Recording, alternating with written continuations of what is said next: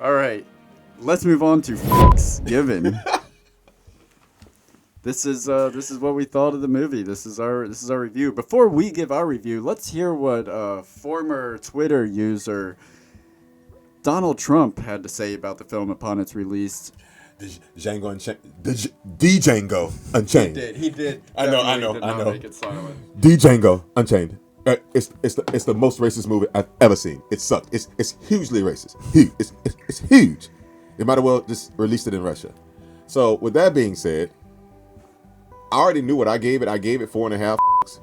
But because this motherfucker really said it was the worst ever, and I'm completely on the opposite side of who this motherfucker is, I got to give that extra, Harvey Weinstein bump, and I'm gonna give this thing a 5. I really with this film because, again, it's the same thing that we talk about with Always Sunny in Philadelphia. It's the same thing we talked about with Coffee Town. And with even with as recently as Tropic Thunder. Certain films are time periodic films, but you can't be scared to use and talk about what's really going on. Mm-hmm. And so when people say that, you got to be all soft with it, you got to be all like, no. They did it their way. To me, it echoed on the sense of which I really hate now is how they censor comedians. Being a comic is almost it's above being a pastor to me. Mm-hmm. You get to tell the unmitigated truth without me judging you, and I know how you say it, that you're truly side laughing at your own pain. So the way you get over your own pain is by making other people not experience theirs. And you get to portray the truth however you want to. Mm-hmm. Like what you're actually showing doesn't have to be the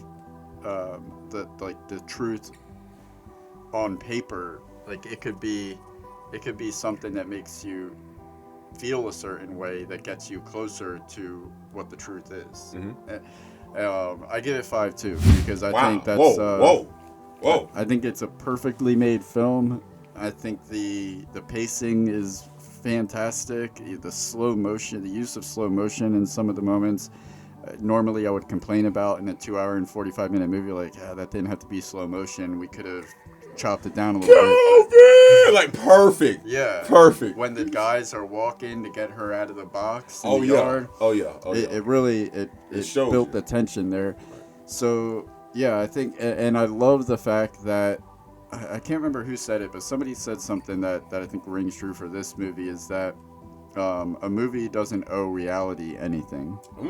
And I think this, and right up there with Once Upon a Time in Hollywood, it's like reality. We started making movies because we want that fantastical life. Is art imitating life or is life imitating art? We have a responsibility. And if you create something that brings somebody closer to a true sentiment, then I don't care how you go about making that happen creatively. If where I land after watching it is somewhere closer to a feeling, something that is true, then show people getting blown up by a single bullet. Put it this way, there's 2 ways to talk about race. There's this way, and you feel a certain way walking out of the film theater, and then you can watch American History X and feel another way. Yeah.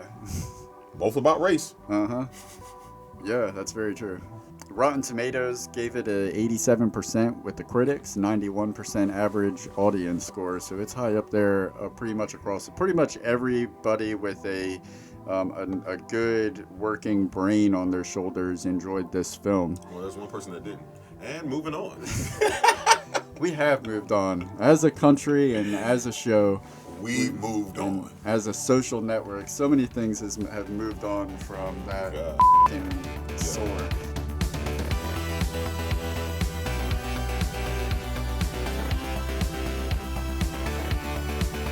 Why don't you subscribe? It'll last longer.